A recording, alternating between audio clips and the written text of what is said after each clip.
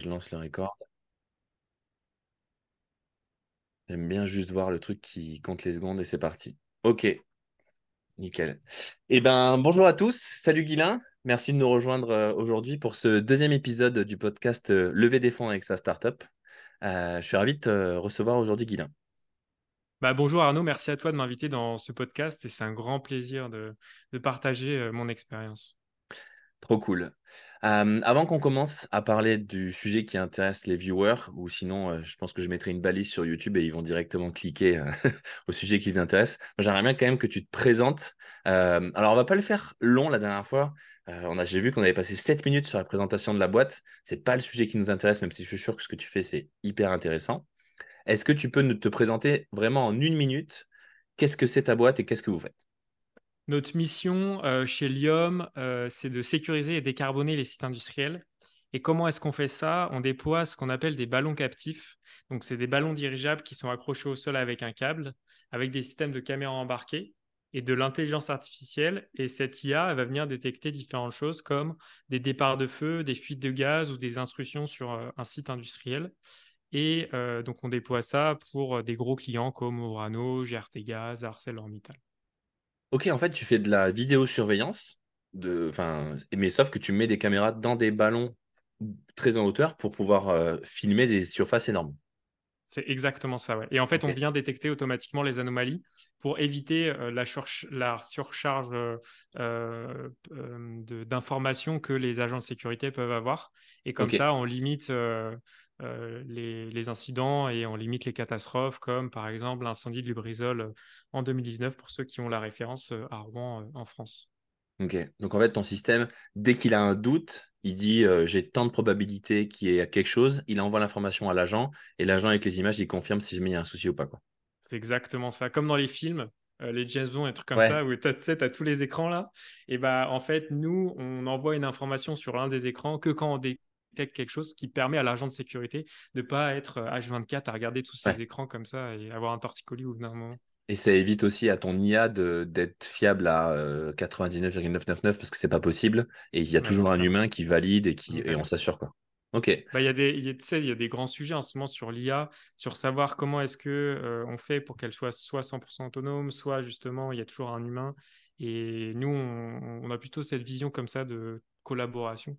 Et il y a des grands chercheurs comme Kai Fu Lee qui ont parlé de ça déjà.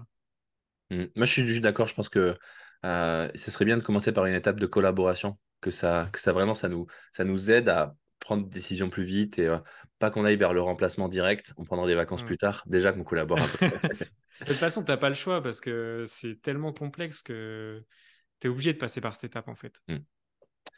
Ce qui nous intéresse aujourd'hui, c'est un levée de fonds. J'ai vu que tu en avais fait une récemment. Est-ce que tu peux nous dire quand tu as créé la boîte déjà? Alors, la société, alors nous, c'est un peu particulier parce qu'on a vraiment une société hardware et industrielle. Donc, ça met du temps à se mettre en place. Souvent, on pense directement au SaaS qui lève des millions en 3 semaines. Là, il y a encore une boîte d'IA qui a levé plusieurs millions Ouais, j'ai pour vu ça. concurrencer ChatGPT, là. Je les ai contactés Euh, pour qu'ils passent sur le c'est podcast, mais vrai. il m'a pas répondu. Mais non, mais ils sont trop forts, hein. Moi, je suis impressionné par leur talent. Mais dans l'industrie et le hardware, c'est souvent plus long. Donc, la société, on l'a créée en janvier 2021. Donc, Ok. ça fait 2 ans et demi à peu près. Et donc là, on a réussi à lever un petit montant qu'on vient de clôturer cette semaine. Ok. Donc du coup, janvier 2021, tu l'as créé tout seul ou avec des associés? On l'a créé avec mon associé qui s'appelle Thomas Fator. Ok. Moi, je représente plus la partie business, mon associé plutôt la partie technique. Ok. Vous avez démarré avec beaucoup de capital? Moins de 10 000, plus de 10 000? On a démarré avec 0 euros. T'as été obligé de mettre du capital quand même pour créer la boîte. Bah, alors, oui et non. En fait, si tu veux, ce qui s'est passé, c'est que moi, avant, j'avais créé une première boîte avec 800 euros qui Ok. envoyait des ballons stratosphériques dans l'espace, Ça, c'était la dans le cadre de genèse. marketing ouais, exactement. J'ai fait un peu d'argent comme ça. Et juste avant de créer la boîte, en fait, on a gagné un concours qui s'appelait Fresh Tech Tremplin, qui s'appelle toujours Fresh Tech Tremplin, qui nous Ok. a permis d'avoir une bourse de 42 000 euros. Donc, on a injecté de l'argent en capital social, mais en fait, on a eu de la chance d'avoir une bourse qui nous a ramené rapidement beaucoup de capital. Cette bourse, c'était comme une subvention. Vous l'avez mis, Subvention, ouais, vous l'avez mis du exactement. coup. Est-ce que vous l'avez mis du coup en capital de la boîte? Comment vous l'avez injecté? Alors, non, tu peux pas, parce qu'en fait, tu peux pas faire n'importe quoi avec C'est ton dommage. capital. Ça serait pratique, hein. Mais en gros, ce qui se passe, c'est que tu es obligé de le mettre en argent pour faire fonctionner la boîte, mais le capital, tu peux pas l'injecter.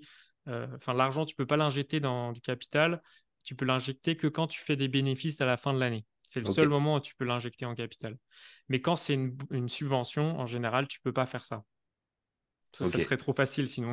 Ouais, ça serait bien, ouais. Donc, du coup, tu as Ouais, démarré avec 42 000. Donc là, comme on dit dans le métier bite et couteau, on va chercher des exactement. clients, on fait des protos, on galère. Et donc, 2 ans et demi après, 2 ans après, qu'est-ce qui a déclenché le fait que tu te dises, je vais aller lever de l'argent? Bah, alors, nous, on s'est posé la question. On a souvent ce débat, cette réflexion de savoir si d'abord, est-ce que tu as besoin de lever ou est-ce que tu as besoin, t'as pas besoin de lever. Donc ça, c'est des grosses réflexions. Et nous, on n'a pas le choix de lever, en fait. On peut même pas se poser la question parce qu'en fait, nous, on fait un produit hardware. Et dans le hardware, on a en France une très mauvaise culture du hardware parce qu'il y en a très peu qui comprennent, que ce soit les business angels, les gens dans les startups ou les néophytes qui ont jamais eu, enfin, se sont pas vraiment intéressés au monde des startups. Et en fait, le problème des gros problèmes du hardware, c'est que tu as besoin de capital très rapidement. Donc tout le monde a, je sais pas, Tesla en tête. Et en fait, tu as une courbe, quand tu crées Ouais. une société SaaS, tu as une courbe qui fait que, donc là, c'est ton abscisse est ordonnée, et tu as une croissance qui est ultra linéaire, en gros, enfin exponentielle linéaire. Sauf que quand tu fais du hardware, en termes de consommation de cash et en termes de cash qui rentrait, c'est en fait au début, exactement, tu coules en fait, parce que tu as besoin de cash pour alimenter ta production de ton produit, la création de ton produit. Et après, c'est seulement après que tu vas venir croître de manière plus linéaire et exponentielle. Et donc, nous, quand tu crées du hardware, on n'a pas le choix d'avoir du cash. Ou T'as alors, besoin tu d'acheter fais de la un tout. matière première, quoi. Exactement. Ou alors tu fais un tout petit produit, je sais pas, une règle, un truc qui coûte pas cher, mais dans ce cas-là, t'es pas vraiment une startup. Et du coup, nous, c'était une évidence en fait de se dire, on va devoir aller chercher des business angels, de l'argent, nos friends and family, fonds d'investissement, etc. Donc, tu le savais. Et quand est-ce que tu as du coup démarré cette levée de fonds? Du coup, on l'a démarré il y a maintenant un an à peu Ok, près. C'était octobre 2022, donc c'est moins d'un an quand même. ok. Octobre Et 2022. ouais, en gros, nous, on s'est dit, il faut qu'on ait des contrats, parce que si on n'a pas de contrat, dans tous les cas, Pas de bras, pas de chocolat. voilà, c'est ça exactement. Les business angels, ils vont nous rigoler au nez, quoi, en gros. Donc, on a finalement réussi à signer un gros contrat avec Orano. Ok. Donc, c'est l'ancienne Areva, pour ceux qui ne connaissent pas. Donc, en gros, c'est ceux qui gèrent l'enrichissement d'uranium pour les centrales nucléaires, puisqu'on déploie ça sur leur site. Donc, hyper content, T'as signé un c'est la contrat fête, tout avec ça. eux quand même sur du nucléaire, c'est fort quand même. Ouais, on n'est pas là pour parler vente et commercial, mais l'histoire est folle. Peut-être sur un autre C'est, podcast. voilà, c'est ça. Non, mais l'histoire, elle est incroyable. Donc, on finit par signer ce contrat. Donc, on était trop, trop contents, etc. Et moi qui avais beaucoup regardé les vidéos de The Family, j'avais compris que une fois qu'on avait des contrats, entre guillemets, c'était une partie de plaisir de lever des fonds. Ce qui n'est pas du tout le cas. Ça aide, mais non, ça suffit pas, ouais. Ouais. Je pensais que c'était. En vrai, je pensais, pour être honnête, au début, que ça allait être beaucoup plus simple que toutes les galères qu'on a eues. Mais ça fait partie du jeu et je suis très content de jouer à ce jeu-là. Et donc, on a commencé à se dire, OK, bah, vraiment, on était des très néophytes dans le domaine. Donc, on se dit, OK, on va contacter des fonds d'investissement directement. Donc, on a contacté des fonds et en fait, il s'avère que par rapport à notre degré d'avancement, on est carrément trop tôt Alors attends, pour eux. octobre 2022, tu dis OK, il faut qu'on va aller lever des fonds. On a signé un contrat avec Orano, maintenant c'est bon, on peut aller lever des fonds, ça nous permet d'accélérer notre croissance, parce qu'on a besoin de cash. Exact. Tu veux lever combien déjà? Tu te dis, je vais chercher quoi? À l'époque, je me suis dit, on va à peu près lever 500 000 euros en equity, donc 500 argent 000 euros privé. donc en augmentation de capital, et après tu iras chercher, j'imagine, la même chose en banque et BPI. Exactement, ouais. Ok, donc 1 million au total. Exactement. Un point, ouais. Tu Euh, t'écris un deck là, déjà? Ou tu ouais, pars, j'ai créé un premier deck. t'écris un premier deck, et tu, tu démarres où, tu vois, pour aller, pour ceux qui nous écoutent là? Tu as tapé sur Google investisseur, tu as fait comment? C'est marrant parce que c'est une question qu'on me pose souvent. Comment tu fais pour rencontrer des gens qui ont de l'argent, en fait, tout simplement. Exactement, c'est exactement, c'est ça le problème. Enfin, c'est surtout qu'au début, tu sais pas où les chercher, quoi. Enfin, tu Bah, c'est t'as... ça, ouais. Parce que moi, avec mon associé, on vient pas de famille avec un gros réseau, tu vois. Donc, en fait, on connaissait personne, pour être honnête. Donc, très compliqué. Et en fait, on s'est dit, bon, bah, on va chercher sur Internet Ok, et on va chercher sur LinkedIn. Donc, vraiment, idée de base, tu vois. Enfin, on peut pas faire plus simple, quoi. Et sur Internet, bah, forcément, tu tombes sur les fonds d'investissement les plus c'est gros. évidents. Je sais pas, genre Daphne. Ouais, Je ceux qui n'aurais diront jamais pas. oui. Ouais, exactement. Mais bon, tu les contactes parce que tu sais jamais. Faut croire en l'avenir. Donc tu finis, tu te prends 1000 vents parce que, enfin, je sais pas, j'ai dû me prendre peut-être une vingtaine, tu vois. Je commence à contacter d'autres personnes sur, bah, je sais pas, les femmes business angels, les impact business angels, les, il y a Défense Angel, enfin, tu vois, les fonds d'investissement, les fonds pardon, de business angel qui se créent une coalition Les clubs de pour BA, ouais. pouvoir. Ouais, exactement. Et en fait, vu que c'est les plus évidents qu'on a contactés en premier, comme tu dis, en fait, on s'est fait dégager en 30 secondes, quoi. Et donc là, bon, on commence à réfléchir. On se rend compte que les fonds d'investissement, les VC, c'est mort. Tu arrives à les rencontrer en visio, en physique, ou c'est juste des mails? Euh, je t'avoue, ça fait un moment, mais c'est des mails.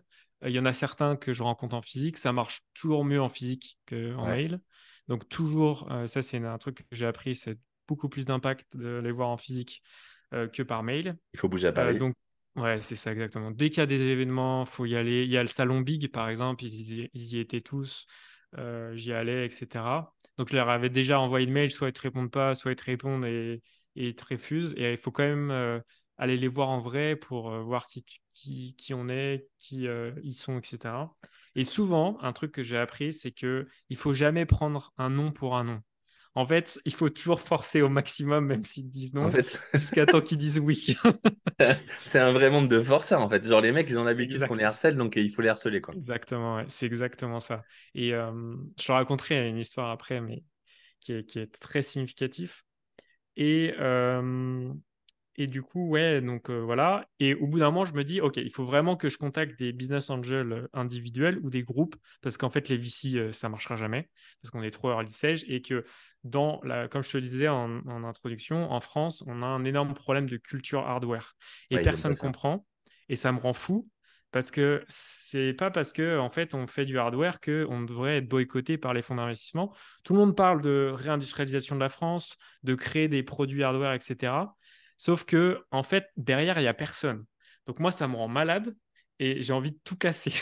Alors, je suis d'accord avec toi. Je comprends, genre, ça me rend malade aussi qu'il n'y en ait pas. Par contre, ceux qui existent, ils ont des tests d'investissement, ils sont honnêtes sur... Parce que les fonds d'investissement qui existent, tu vois, comme Daphne et autres, ils sont allés chercher de l'argent auprès de gros family office ou de limited partners et ils leur ont dit, nous, on va investir là-dedans.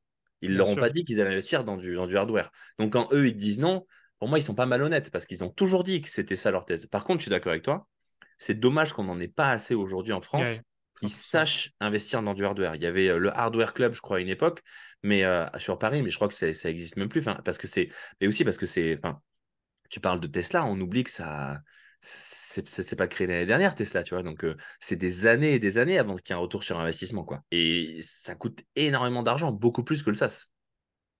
Ouais. Alors, c'est vrai, mais après, tu as aussi d'autres avantages. Par exemple, tu as des barrières à l'entrée qui sont beaucoup plus élevées. Personne va venir te copier parce que c'est très compliqué.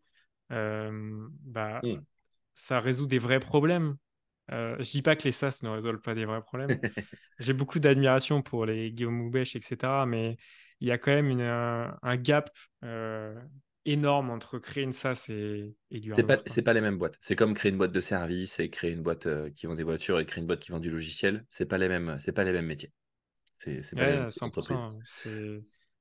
Du coup, tu te rends Mais compte que les fonds ouais, d'investissement, ben, c'est pas possible parce que j'imagine que tu es trop petit aussi en termes de taille de ticket, c'est potentiellement, et ça. surtout hardware, quoi. Hardware, c'est mort. Ouais. Et il y a surtout un gros problème en plus qui manque des fonds hardware, c'est que il y en a plein qui mettent Précide. dans leur CV, ils investissent en précide, mais en vrai, non. Alors, pour C'est rappel, tous des menteurs. précide, Ouais, ça veut dire quoi précide? Parce que moi, ma définition, c'est normalement une startup qui est précide, souvent, elle est aussi pré-revenu, tu vois. Genre, elle génère pas encore de chiffre d'affaires, limite. ouais, ben, c'est ça. En fait, la vraie définition de précide, pour moi, c'est exactement ce que tu dis. C'est-à-dire que c'est une société qui a un projet, mais qui ne fait pas chiffre d'affaires, et tu es prêt à investir chez eux sans qu'ils aient fait du chiffre d'affaires. Et est-ce que, parce que toi, c'était pas ton cas, du coup, tu venais de signer un contrat avec Alors Orano, donc oui, 100%. On a signé un très beau contrat avec Orano et donc on a fait 10 chiffres d'affaires, un très gros montant. On a fait 30 000 euros de chiffre d'affaires un pour un très gros contrat qu'on a. montant. À l'époque, ça te paraît énorme. Bah, oui, mais en fait, on a signé un contrat de 120 000 et Ah, ok. en fait, en premier contrat, c'est un acompte en gros qu'ils nous ont payé. Et enfin, payer ça en acompte, pour moi, à l'époque, ça me paraissait très important. Euh, et donc, la majorité des boîtes en précide ne font pas ça en chiffre d'affaires. Donc, c'est très important pour les boîtes avec qui on est en concurrence. Et en fait, on s'est rendu compte que les précides, c'est pas du tout ça. En fait, pour les boîtes, les investisseurs français, en fait, précide, c'est genre tu fais 100, 200 000 euros de chiffre d'affaires annuel, quoi. Ouais. Donc, autant te dire que on rentrait pas vraiment dans leur scope. Et en fait, après, il y en a quand même qui investissent en précide. Mais il faut vraiment les trouver, quoi. Je suis désolé, je t'écoute, hein, mais en même temps, j'ai Zoom là qui vient de me mettre une notif. On le gardera dans le podcast, c'est pas grave. Et il faut que je paye, sinon je ne peux pas pouvoir enregistrer. Donc là, je suis en train de mettre les informations de ma carte bleue avant Ah oui, que en direct, ok, il me coupe en plein le. podcast. Ah ben là, c'est trop tard, on a commencé l'épisode, je peux pas changer. Mais du Ok. coup, Et tu sais que ça passera pas avec eux, donc tu changes de stratégie et tu te dis, bah, je vais aller. Tu mets combien de temps à te rendre compte de ça? alors, je m'en rends compte assez rapidement. En vrai, je pense en un mois, je m'en rends compte. Et je me dis, ok, il faut que je change de stratégie. Comment est-ce qu'on peut faire? Et on n'est pas trop mauvais sur LinkedIn chez Leum. J'ai vu Parce ça, ouais. qu'on a une grosse communauté, on poste souvent et on fait beaucoup de démarchage euh, pour bah, nos clients, nos futurs clients. Et donc, on s'est dit, ben, en fait, on fait ça pour nos clients. Qu'est-ce qui nous empêche de faire la même chose sur LinkedIn, quoi. Donc, on a un logiciel qui s'appelle Wallaxy. Ouais, Et avec exactement les mêmes étapes de prospection, on fait la même chose. En fait, on est allé chercher tous les gens qui avaient mis investisseurs dans leur profil et on leur envoyait un premier message en leur expliquant ce qu'on faisait. On s'est informé sur comment est-ce que on crée un hook, donc c'est-à-dire une phrase d'accroche qui est efficace de façon à ce que les gens soient intéressés par ce qu'on fait. Après, on renvoie un second message et un troisième message. Et en fait, on s'est rendu compte qu'on avait un taux de réponse de 25% en faisant ça, ce qui est très très bien pour une. c'est vraiment top. Ouais, carrément. Et bon, après, c'est pas forcément positif ou pas, positif ou négatif. Euh, et en fait, en faisant ça, donc on a fait une prospection massive sur LinkedIn. Et je sais pas, on a dû contacter entre 3 000 et 5 000 personnes. Donc Putain. ça fait beaucoup de personnes. Et comme ça, on est rentré en contact avec des business angels qui étaient plutôt des business angels individuels. Ok, bon, je te confirme que en même temps que je t'écoute, c'est bon, on a minutes illimitées sur Zoom parce que là j'étais en panique. Je voyais, T'inquiète. ils m'ont mis un timer en haut et j'avais. Ouais, j'ai vu le timer aussi sur mon écran. Ok, donc du coup, tu as contacté. C'est rigolo parce que j'ai fait la même chose quand j'ai fait la mobilisation de fonds, donc je comprends totalement. J'ai pas utilisé Wallaxy, j'avais utilisé un autre, mais j'ai contacté comme ça des gens. Donc tu as contacté des gens que tu connaissais ni d'Eve ni d'Adam en mode. Et c'était quoi les filtres un peu que tu utilisais? Donc Business Angel, mais il y avait. Il y avait Business Angel, Private Investor. Je mettais France dans un Ouais. premier temps. Après, on a fait Allemagne et Angleterre. Mais dans un premier temps, on a fait France. Donc, ouais, Private Investor, Business Angel, investisseur. Euh, j'ai dû en oublier, mais majoritairement, c'est ça, quoi.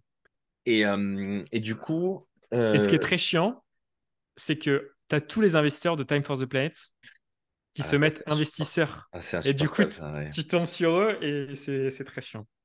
C'est insupportable, mais en même temps, leur stratégie à Time for the Planet, elle est incroyable Ah par non, rapport bien à ça. sûr, Elle est 100%. incroyable. Mais c'est vrai que ça a pété les filtres. J'ai Ouais. subi ça aussi, c'était très chiant. Je sais plus comment j'en ai été démerdé, mais je crois qu'à la fin, je validais les profils à la main parce que c'était trop compliqué, quoi. Donc, tu as contacté, pardon, 5000 personnes. Ouais, à peu près, je pense. Peut-être un peu Combien moins. t'ont répondu, tu disais? Alors, je t'avoue, j'ai aucune mémoire. C'est 25%, donc ça doit faire. 1000, Ouais, c'est ça. Mais dans les 1000, tu as une grosse partie 1000, de gens qui sont pas du tout 1200, quoi. qualifiés Ouais, et des gens qui s'en fichent. oui. Et et tu as des gens qui sont intéressés. Donc, euh, donc en fait, on s'est focalisé bien sûr sur ceux qui étaient intéressés. Et donc là, tu lances ça, là? Donc, tu as lancé ça fin 2022, tu me disais, c'est ça? Ouais, exactement. Début 2023, tu commences à avoir des rendez-vous. Ouais, c'est ça.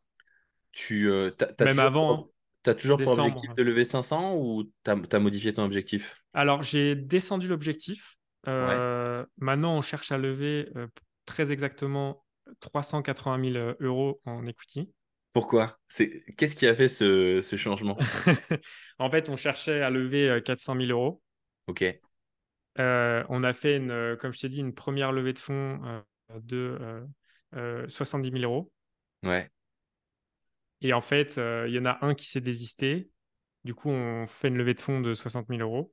Et du coup, en fait, on a 320 000 euros de reste, en gros. Ok. Donc, on cherche encore 320 000 euros en equity. Et là, on échange avec d'autres personnes pour cet investissement. Donc du coup, tu fais une levée sous forme de BSAR ou directement prise de part au capital et pacte d'associés? Alors, on a fait un truc que je savais même pas qui était possible de faire. Alors, en fait, ils investissent directement en capital, Ok. mais en fait, on l'a fait en deux parties. Donc, on s'est mis d'accord pour ceux qui ont investi en premier pour une valo. Cette valo, on l'a figée. Ok. Et les 300 000 restants, ils pourront être investis sur cette valo-là. Ok. La valo, elle est publique. Ça te dérange d'en parler ou pas? Ça, aucun problème. Ouais. On a une valorisation de 1,3 million d'euros. Ok. Donc le premier, il a mis 70 000 euros sur une valorisation à 1,3. C'est ça. Ok. Et ensuite, les autres. Donc, ça fait à peu près pour 380, tu as lâché 25% du capital, quoi. Ouais, c'est ça exactement. Ouais. Ok, d'accord, trop bien. Un peu moins, mais c'est ça. Donc, premier ticket, il arrive quand, tu me dis, temporellement? Là, cette semaine. Ok. Et donc là, tu es encore en train d'aller en chercher d'autres, c'est ça? Enfin, ça dépend ce que tu entends par premier ticket. Tu veux dire personne qui investit ou... Personne qui a investi et qui signe une LOI. Bah, en fait, on a eu plein de rebondissements. Donc, première personne qui a investi, c'était en décembre 2022. 100 000 euros, il a investi. Ça fait plaisir, ça. Ouais, sauf que la suite me fait beaucoup moins plaisir. Ah, j'adore ça. Tu pars pour les fêtes de Noël, tu es en mode c'est bon, j'ai trouvé mon premier ticket, c'est bon, ça passe. Tu reviens en janvier. Ouais, c'est ça. Et après, tu as des petits BA qui mettent 15, 10 000, 15 000, 20 000, etc. Donc ça s'est fait entre décembre et juin, en gros. Des petits tickets, même des tickets de 5 000, il y en a certains. Mais au bout d'un moment, j'ai dit, OK, on met pas de ticket de 5 000, on met ticket d'entrée minimum 10 000. Donc il y en a beaucoup de 5 000 qui ont sauté parce que, en fait, c'est trop... c'est un enfer d'avoir plein d'investisseurs, quoi. Ouais, Euh, avec les documents déjà. ouais. Et donc ensuite, ouais, donc premier ticket, janvier, on commence à avoir des bons tickets, ouais. Ok. Et donc du coup, ils mettent l'argent, tu dis, dès qu'ils disent oui, ils font le virement? Non, juste ils Non, signent le papier. en gros, ils disent, OK, je suis intéressé. Moi, Ouais, je leur dis, OK, trop bien. Est-ce que c'est possible de nous envoyer une LOI, donc une lettre d'intention, ok. qui est associée au montant que tu veux investir? Donc, comme je l'ai dit, ça va de 10 000 à 100 000 euros. Eux, ils me disent, OK, je signe ce document. Donc, c'est un document qui est intéressant parce que ça permet quand on rencontre d'autres business angels ou d'autres groupements de business angels, leur dire, regardez, il y a telle personne qui est intéressée. Donc, c'est intéressant, mais c'est pas un document qui te met en danger en tant qu'investisseur. Parce qu'en fait, si tu veux pas, au dernier moment, bah, il se passe rien, quoi. Donc, c'est quand même pratique, mais bon, c'est quand même pas fou. Et donc, tu signes avec tes informations, tu envoies soit tu investis avec ta boîte, donc tu envoies un cabis, soit tu investis personnellement, donc tu envoies une carte d'identité. Et suite à ça, donc on regroupe toutes les LOI. Et quand on considère que le montant est suffisamment important, on dit OK, c'est Let's terminé, go. c'est parti. Ouais. Ok. Sachant que nous, on levait dans la période la plus compliquée depuis très très Ouais. longtemps. Je sais, c'est pour ça que c'est assez impressionnant. Et du coup, donc de décembre à juin, tu as regroupé toutes tes LOI avec des rebondissements, avec des mecs qui disent oui, puis qui disent non, et machin. Et il faut que tu gardes le timing serré, que tu tiennes tout le monde au courant et que tu trouves le bon moment pour y aller, quoi. C'est ça, exactement. Et du coup, bon, on avance, on avance. Je pense qu'en visio, j'ai dû rencontrer à peu près 500 invests. Tout compris, visio C'était, plus physique, c'est- 500 invests à peu près. c'était toute ta semaine. Enfin, tu peux plus faire rien d'autre que ça. Bah, je faisais que ça, quoi. Je T'es faisais que ça obligé. parce que ouais, ça prend beaucoup de temps. Et en fait, il faut que tu te déplaces parce qu'en fait, on rencontrait beaucoup de réseaux de business angels. euh, Faut aller les voir en qui- région, ils aiment bien, ils sont souvent en région. C'est ça, ouais. J'ai fait toutes les régions de France. C'est vrai? Attends, stylé, ça Ouais, c'est cool, tu peux voyager. ouais. Et mention spéciale pour West Business Angel, Ok, parce on leur que fera une c'est dédicace. l'un des seuls qui m'ont offert à manger après le pitch. C'est vraiment, ces rapports-là, ils sont incroyables. Les mecs, tu viens les voir pour qu'ils investissent dans ta boîte des tickets à 50 000 balles et même pas tu te fais inviter à bouffer, quoi. C'est fou, Euh, quoi. ouais, non, mais c'est pour ça, mention spéciale à eux. C'est les seuls, je crois qu'il y en avait un autre aussi, mais j'ai oublié qui c'était, qui nous m'ont offert à manger. Mais ouais, ouais, très cool, West Business Angel. Et du coup, ouais, et en fait, ce qui est compliqué avec les réseaux de Business Angel, c'est qu'ils ont une vision du business qui est vraiment très dépassée, on va dire. Du coup, il y a des conflits sur certains points qui ne devraient pas exister, puisque en fait, il y a pas mal de choses qui ont évolué. Par exemple, il y a un réseau de Business Angel qui m'a dit, euh, j'échange avec eux, et ils me font, comment est-ce que vous pensez intensifier votre marketing et votre communication, Oula, euh, déjà, votre présence? ils connaissent Et ces j'ai... notions-là déjà? Comment? Ouais, non, bah justement, c'est un peu ça le problème. Non, en plus, je crois qu'il m'avait même pas demandé, je sais plus. Non, c'était ça. C'était comment est-ce que vous pensez pouvoir mieux vendre votre solution? Et Ok. j'ai répondu intensifier notre présence sur les réseaux sociaux. Et je pensais réseaux sociaux global. Et entre parenthèses, j'avais mis LinkedIn, Instagram, TikTok. Et ils m'ont répondu, les yeux dans les yeux, on ne crée pas une société en faisant des posts sur TikTok. Et du coup, moi, j'étais là, mais en fait, vous vivez dans quel monde, quoi? Enfin, ça a tellement changé, le monde, quoi. C'est fou. Après, il faut mettre un gros disclaimer. Déjà, un business angel, parce que j'en suis un aussi, j'investis du coup, je me suis mis à investir en 2023 à travers un club de BA. C'est pas des pros déjà. C'est pas des professionnels d'investissement. Donc déjà, tu vois, il y a un gap entre les VC et les BA. Et puis, du coup, il y a à boire et à manger, quoi. Il y a des gens qui ont Bien déjà sûr, créé des 100%. boîtes, il y a des Ouais. gens qui en ont jamais créé. Euh, Moi, je me souviens, j'en avais rencontré beaucoup. Souvent, tu sais, c'est des mecs d'école des écoles, donc c'est des hauts fonctionnaires en fait, qui ont un peu d'argent, parce que du coup ils ont quand même des postes assez bien placés, qui ont jamais monté de boîte de leur vie, même pas une SAS, même pas une SCI pour faire de l'investissement immobilier, tu vois. Et un jour il y en a un qui les regroupe, qui dit les mecs on va tirer dans les startups, mais c'est ultra compliqué de discuter avec eux, parce qu'en plus souvent c'est des gros boomers de 60-80 ans, Exactement. ils savent même pas utiliser Facebook, TikTok, ils comprennent pas. Tu vois, genre le slip français Ouais. pour eux, parce que, enfin, tu vois, genre, pour eux, ils connaissent même pas l'histoire. Donc, faut choisir aussi les BA que tu vas chercher. Et je pense en, tu peux pas être fâché d'un BA qui comprend pas ta stratégie de réseaux sociaux s'il a 80 ans, quoi. Ouais, je suis d'accord, 100%. Après, le truc, c'est que comme je te disais, dans le hardware, on a tellement pas le choix Ouais. que tu es obligé un peu de prendre tout Ouais, et ce puis qu'il y a, souvent, quoi. les mecs qui viennent de l'X ou les centraliens ou des trucs comme ça, des mecs qui sont techniques, ingé, ils aiment bien les solutions. En plus, ils bossent Ouais. souvent dans les boîtes que tu vas signer. Donc c'est souvent plus des bons deals d'aller chercher des BA comme ça parce que potentiellement, ils peuvent te trouver des clients facilement parce qu'ils ont un gros réseau dans les boîtes que tu veux signer. Mais après, la problématique, c'est quoi? Si tu commences à parler stratégie avec eux, c'est pas facile. Et en même temps, eux, ils ont envie de comprendre, tu vois. Je me mets à leur place, tu vois. Ils se disent, bon, attends, je vais mettre de l'argent dans une boîte que j'ai quand même gagné à la sueur de mon front. C'est quoi leur stratégie? J'ai envie d'y croire, en Ouais, fait. bien sûr, 100%, je suis d'accord avec toi. C'est vrai que c'est. Mais Je pense que, ouais, pour moi, il y a quand même un problème. Je trouve que justement, la nouvelle génération a un état d'esprit différent, etc. Et on a rencontré des business angels qui sont très, très bien et pas forcément jeunes d'ailleurs. Mais tu as besoin d'avoir quand même un gap intellectuel sur pas mal de choses et une fluidité sur pas mal de sujets que tout le monde n'a pas et c'est compliqué. Par exemple, Ben, est-ce que tu vois notre valorisation de 1,3 million, elle te choque? Est-ce que tu trouves que c'est énorme? moi, la valorisation, pour moi, c'est pas le vrai sujet. Ouais, je suis d'accord avec toi. Pour moi, le vrai Et sujet, je voulais faire une vidéo là-dessus. Je sais pas si je l'ai faite, mais si je crois que j'ai fait une vidéo pour moi, la meilleure manière de valoriser ta boîte, je parle de la première valorisation.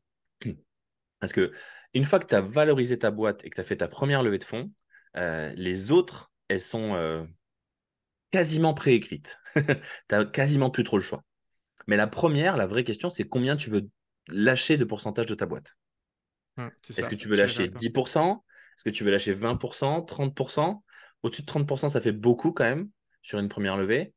Et après, le plus gros problème, c'est qu'on oublie que tu lèves pas des fonds. Enfin, les décisions que tu vas prendre maintenant sur la répartition de ton capital, combien d'investisseurs, quelle valorisation, etc., ça va pas avoir d'impact maintenant. Tu vois, ben là, tu vas récupérer de l'argent, tout va être bien.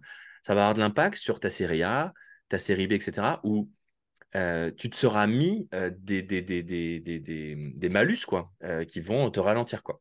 Donc la plus grosse problématique, c'est d'avoir conscience, je pense que bah, il faut avoir le moins d'investisseurs possible. C'est pour ça que les SPV, bah, c'est génial, tu vois, je trouve que c'est un format qui est extraordinaire. Rassembler tous les petits porteurs là, dans des SPV, comme ça, tu n'en as qu'un. Et il faut pas être trop avare non plus sur le. Si tu vois, si tu veux donner que 10% de capital ben, et que tu veux 500 000 euros, ça fait qu'il faut valoriser ta boîte à 5 millions quand tu viens de démarrer comme toi, etc. Et il y a aussi un truc qu'il ne faut pas oublier et qui est très frustrant, je trouve, pour les entrepreneurs, c'est que la valeur de ta boîte, elle est aussi liée aux tendances du marché. Hmm. Donc, ta boîte, il y a 10 ans, elle aurait peut-être pu valoir 3 et maintenant elle vaut que 1. Et peut-être que dans 10 ans, une boîte comme la tienne, ça vaudra 30 dès le début. Enfin, tu vois, c'est comme les boîtes d'IA. En ce moment, on est choqué par les valorisations alors que les mecs, tu vois, ils n'ont rien fait. Ben oui, mais c'est une tendance marché. Il y a un marché, il y a une opportunité, il y a des gains associés. Les mecs qui investissent, en fait, c'est des purs financiers, quoi. Et ça, c'est le travail que les entrepreneurs, ils font pas. Je pense que pour moi, la meilleure manière de valoriser ta boîte, c'est de te dire, moi, j'ai besoin de 300 000 balles, 500 000 balles pour faire un plan, machin. Je sais qu'une fois que j'aurai cramé cet argent, j'aurai besoin de relever. Donc, il faut que je pense à ça aussi. En combien de temps j'aurai cramé tout cet argent? C'est très important, ça. Et une fois que tu as l'argent que tu veux, va voir des investisseurs et tu leur demandes. Tu leur dis, j'aimerais valoriser à temps, qu'est-ce que tu en penses? Et eux, ils connaissent le marché. Et donc, ils vont te dire, c'est trop, c'est pas assez. Parce que ça, c'est assez rigolo. Valoriser sa boîte en dessous, ça ne te rend pas service non plus. Ouais. Tu vois, il faut quand même trouver le bon curseur. Donc, 1,3 sur ce Après, que tu fais. jamais assez, ça sera toujours trop pour les business angels. Ouais, jamais assez pour les entrepreneurs. Moi, je trouve que c'est bien. Tu as lâché 25%. J'ai l'impression que tu es allé chercher des business angels qui sont du métier, donc qui vont t'aider à accélérer. Euh, Moi, le seul hic que je vois, mais je ne connais pas ta levée, je dirais, c'est quoi la capacité de tes investisseurs d'aujourd'hui à te présenter les investisseurs de demain, donc les fonds d'investissement. Ça, c'est un truc qu'on oublie aussi. La réelle fonction d'un investisseur dans une boîte, surtout à ces niveaux-là, c'est de te présenter les investisseurs suivants. C'est de t'aider à faire grossir ton réseau. Oui, ils vont peut-être t'aider à choper des contrats parce qu'ils connaissent des gens, mais ce n'est pas des commerciaux pour ta boîte. Ce n'est pas des chefs de produits. Ils ne vont pas dessiner ton produit. Ils ne vont pas rentrer dans la technique. Ça, c'est faux. Euh, Peut-être qu'ils vont t'aider un peu à recruter, mais leur vraie utilité, normalement, ces mecs-là, si jamais ta boîte va bien, tout ça, mais c'est de te présenter dès maintenant pour que toi, tu commences à faire copain avec eux, les mecs de Daphne ou d'autres qui connaissent et qui, eux, vont mettre 1 million, 2 millions, etc. Donc, ce serait ma seule question, tu vois, est-ce que tu penses que ces mecs-là, est-ce que tu as déjà commencé à en parler avec eux, qui vont te présenter tes prochains investisseurs? Bah, ceux qui vont investir là sur les 300 000, justement, c'est des gens comme ça qui ont un réseau assez dense, tout ça. Donc, sur ces sujets-là, ouais. Et ouais, je suis tout à fait d'accord avec toi. Je te racontais ça parce que, en fait, il y a un business angel qui m'a dit ouais, vous avez cette valorisation, vous avez un boulard énorme pour qui vous prenez, revenez-nous quand vous serez beaucoup moins arrogant, tu vois. Et C'est sûr, c'est obligé. ouais, mais Tu peux jamais plaire à tout le monde. moi, ça me choque parce que tu sais qu'aux US, quand une boîte comme la nôtre, ça peut être valorisé 3, 4 fois plus, quoi, Ouais, mais ce qu'elle fait. tu l'as créé en France. Ouais, ouais, c'est ça, Créé aux c'est ça. US. Mais Euh, c'est dommage. Mais bon, bref. Si on, je vois le temps là qui défile là, c'est toujours comme Ouais. ça. Une fois que tu es lancé, tu as envie d'y rester des heures. Ce serait pour finir, du coup, moi, j'aimerais qu'on finisse sur ta stratégie de levée. Du coup, les prochaines étapes. Est-ce que tu sais quand tu vas relever? Alors, c'est vrai que tu es encore en train de finaliser celle-là, là, mais en fait, j'imagine que tu as déjà prévu la prochaine. Exactement, ouais. Alors nous, on a prévu quasiment milieu, voire fin 2020. On est quand là?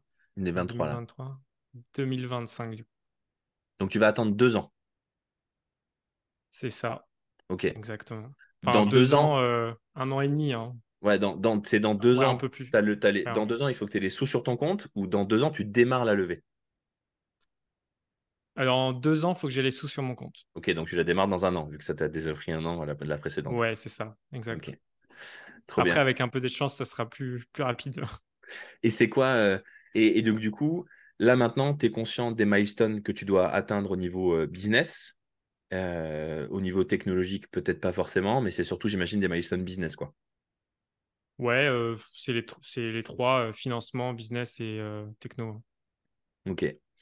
Et ta stratégie, du coup, maintenant, pour aller chercher, j'imagine que ça va être à peu près 1 million ou 2 millions que tu vas aller chercher, peut-être même plus.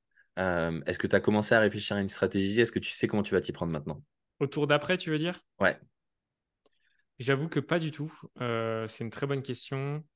Euh, Comme tu dis, je pense qu'on va faire majoritairement des intros. Après, comme je t'ai dit, j'ai sondé tous les fonds d'investissement français. ils te connaissent déjà, ça c'est bien. Ils nous connaissent. Et en fait, on a aussi créé des liens avec des gros fonds qu'on a déjà et qui, à mon avis, seraient intéressés d'investir, mais dans le tour d'après. Donc, en fait, cette partie de ma levée de fonds m'a fait rencontrer des gens qui m'ont dit, OK, on est vraiment intéressés, mais au prochain tour, Et quoi. au prochain tour, eux, tu les mets au chaud dans un petit fichier Excel Exactement, et c'est tu les ça. recontactes. C'est ça. Un truc qu'on m'a dit qui est tout con, c'est je l'ai jamais fait et je regrette de ne pas l'avoir fait. Peut-être ça m'aurait aidé, Euh, mais ça demande un peu de boulot. Ces mecs-là, tu les mets dans une liste de newsletters et tu leur envoies des nouvelles tous les mois à peu près, mais un mail, un truc écrit, tu vois, 3 4 lignes. Juste salut, c'est Guilain de la société machin. Juste pour te dire, là, en ce moment, on a ça qui est cool qui s'est passé. On vient de finir notre levée. On a signé ce client. Que des coups de news, euh, au moins une fois par mois ou tous les 2 mois, et un truc tout court. On m'a dit que juste qu'ils t'oublient pas et qu'ils sentent le mojo et qu'ils Ça s'intéressent accroît, à ce que ouais. tu fais. Ouais. Parce qu'en fait, j'avais vu ça dans une interview d'un VC un jour qui disait moi, j'investis que quand je tombe amoureux de l'entrepreneur. J'ai besoin, et il disait, moi je suis très honnête, hein, ça n'a rien à voir, n'est pas du tout sexuel ou quoi que ce soit, hein, c'est vraiment, il dit, je dois tomber amoureux de la personne. Je dois tomber amoureux de ce qu'elle fait, du projet, si jamais je ne suis pas amoureux de ce qu'ils font, j'investis pas. Et Ah, pour que c'est les gens ils tombent super amoureux, intelligent. Je vais le faire direct.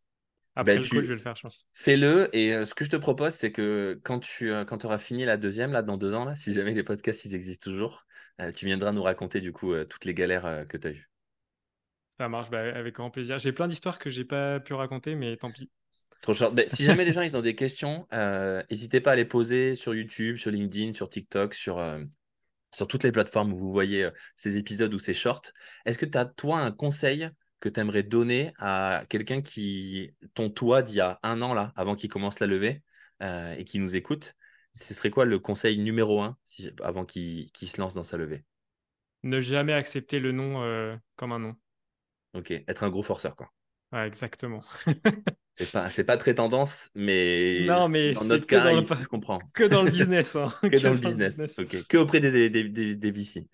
Exactement. Jamais accepté le nom pour un nom. OK. Eh ben, merci beaucoup, Guilain, pour cet épisode. J'espère que ça vous a plu. Encore une fois, n'hésitez pas à lâcher des likes, des commentaires. Vous connaissez la chanson, à vous abonner, à aller suivre aussi la page de Guilain. Et puis, je vous dis sûrement à la semaine prochaine pour encore un autre épisode. Merci, Guilain. Merci à vous.